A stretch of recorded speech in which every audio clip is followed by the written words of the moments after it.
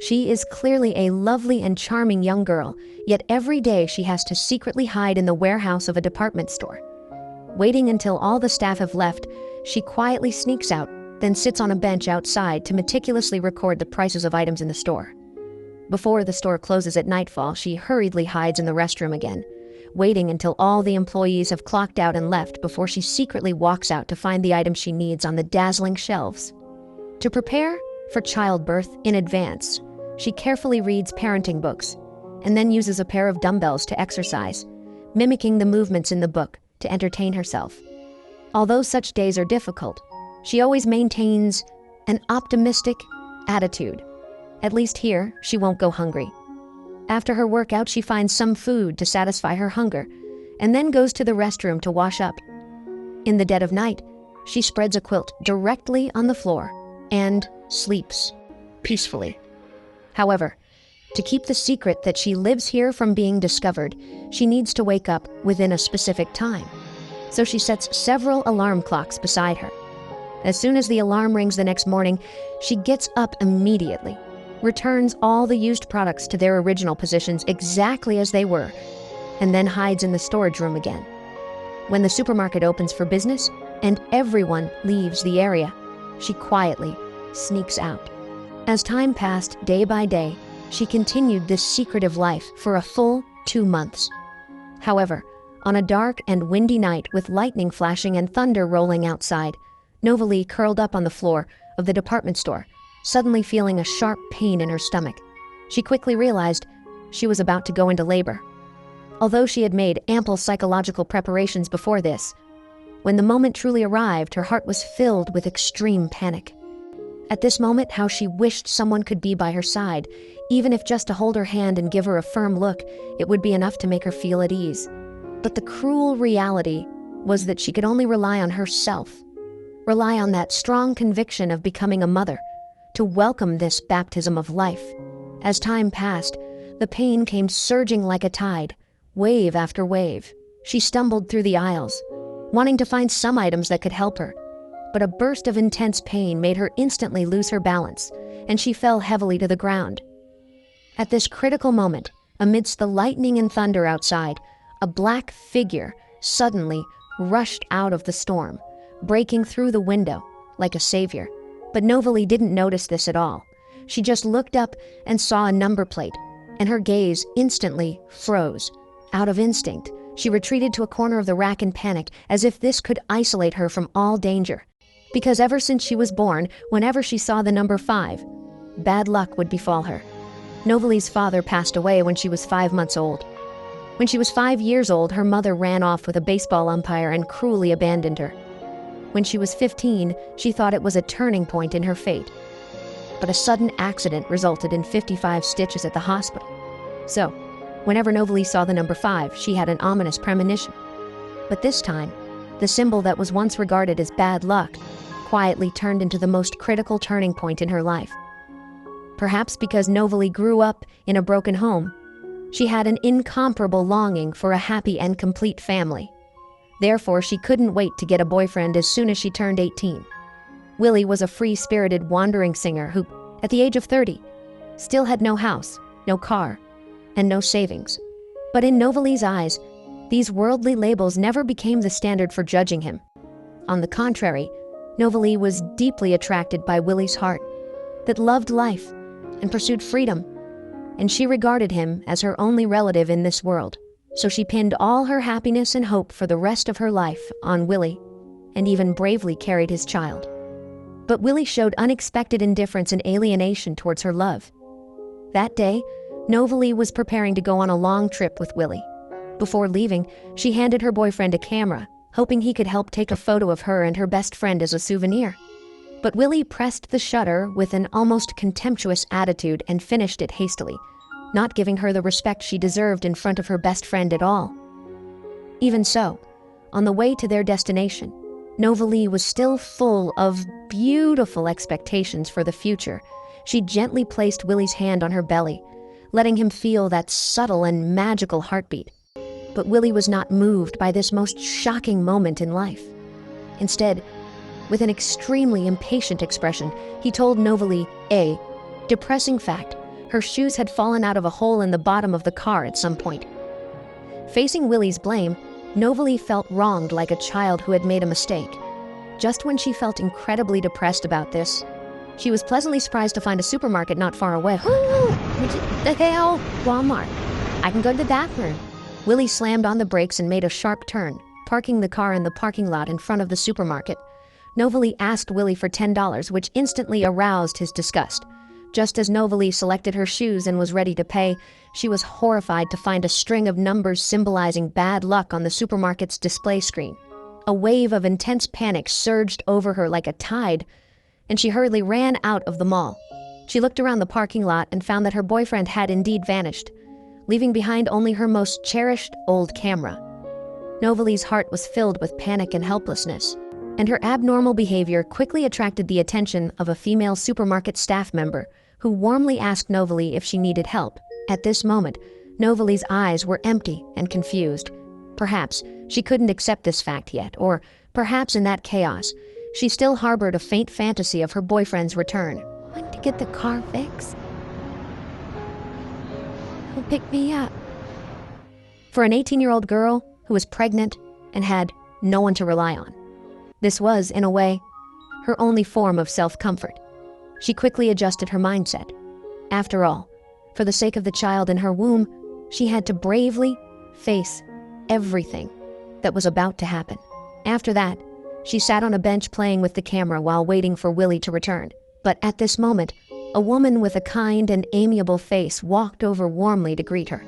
It turned out that Sister Husband had mistaken Novalee for a friend's daughter, so she asked after Novalee's well-being like a mother and gave her a basket of gifts as well as a buckeye tree symbolizing good luck, hoping it would bring good fortune to her and the unborn child.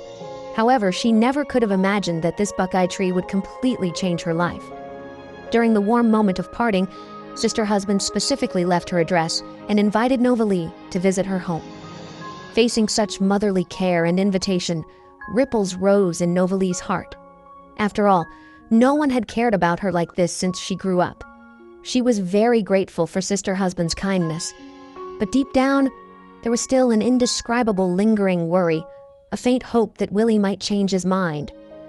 She worried that if she left here now, she might miss the best time for Willie to come back and pick her up.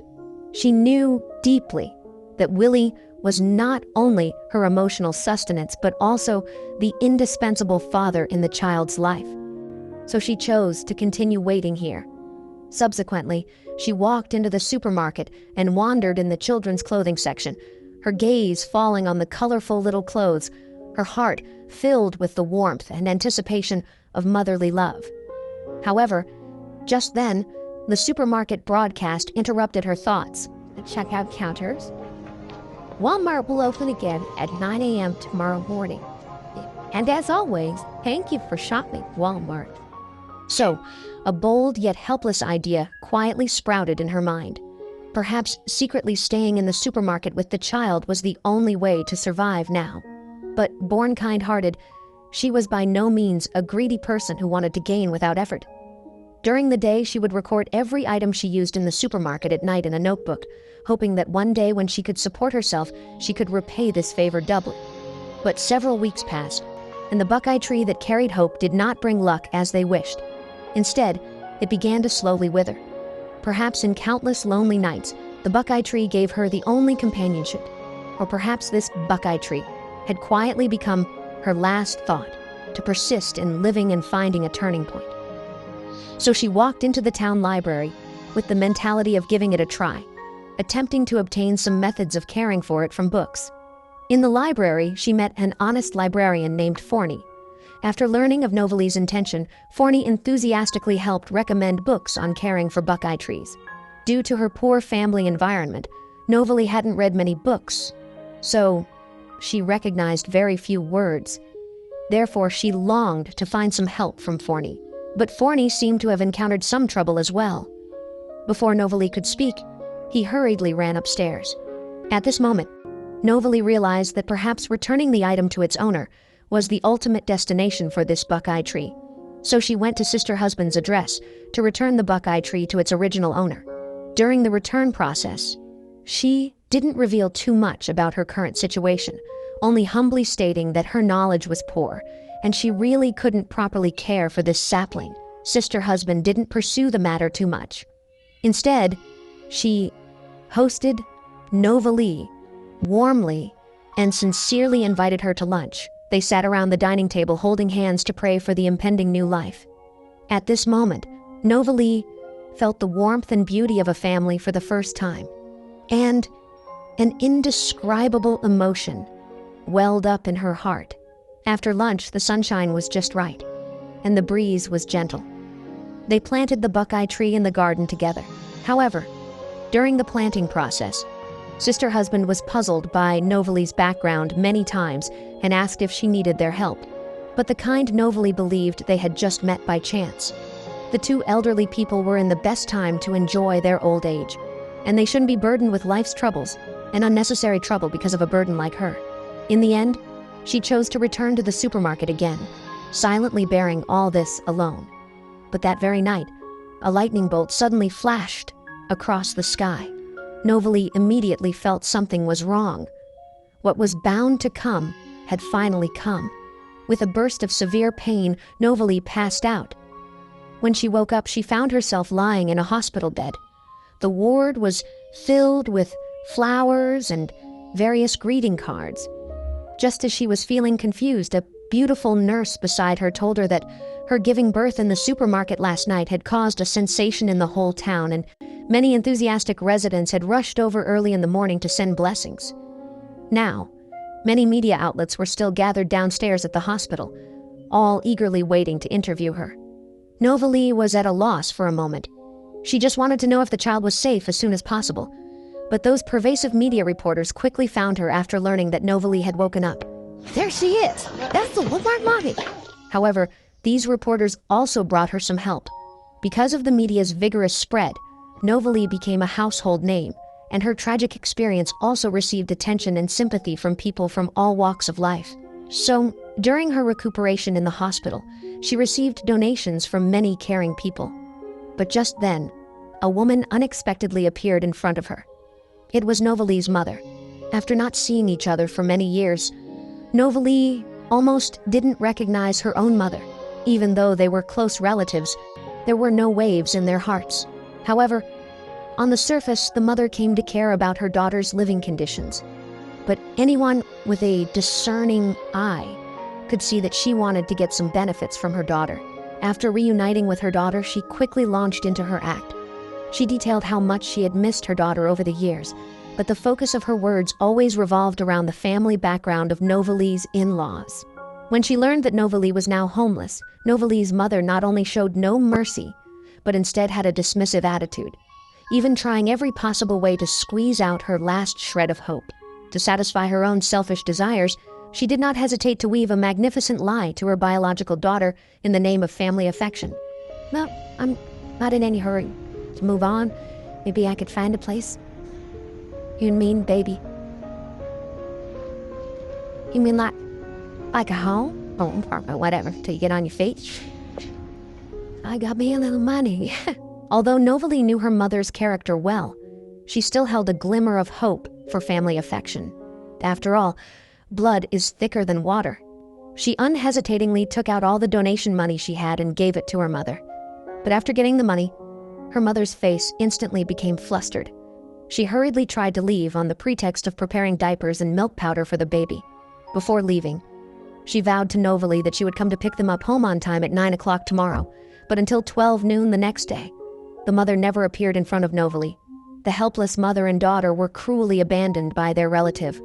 Once again, just when Nova Lee felt deeply helpless and depressed, a woman who was not a mother, but was like a mother, appeared in front of her like a savior.